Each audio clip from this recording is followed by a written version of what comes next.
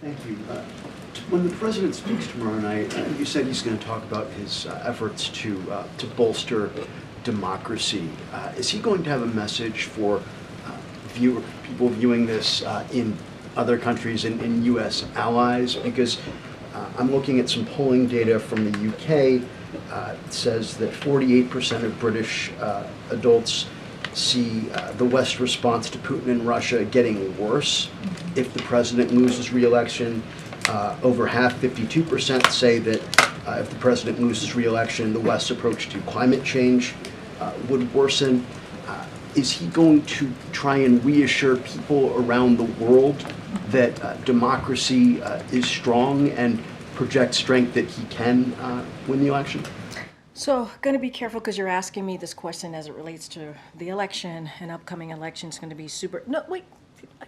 Every time I say that, everyone gets a little upset that I say that. But I'm going to try and answer your question. But I just have to be super mindful here. I mean, that's just how it works here. I'm a federal employee. There's something called the Hatch Act. Got to be mindful.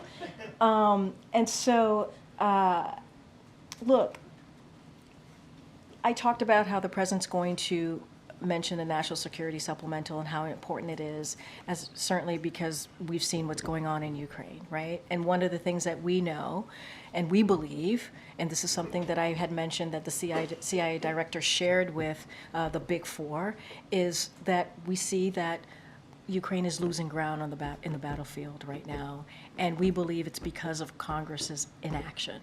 Right? And so it does matter. It does matter if we take action or not. It does matter that if we get this national security supplemental done or not. It does. Other countries look at what we're doing. The president has led the way in bringing NATO together, led the way in bringing other countries, 50 countries plus, together on making sure that the brave people of Ukraine have what they need, the security assistance that they need to fight against Russia's aggression. So yeah, it does matter. It does matter how we move forward.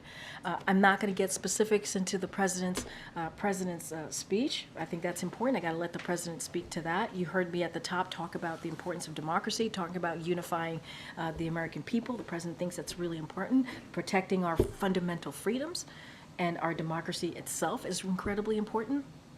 So look, and let's not forget here what many Americans have been going through, right? The attacks that they have seen, the threats that they have seen. So there is an important message that the president wants to send to the American people about that as well.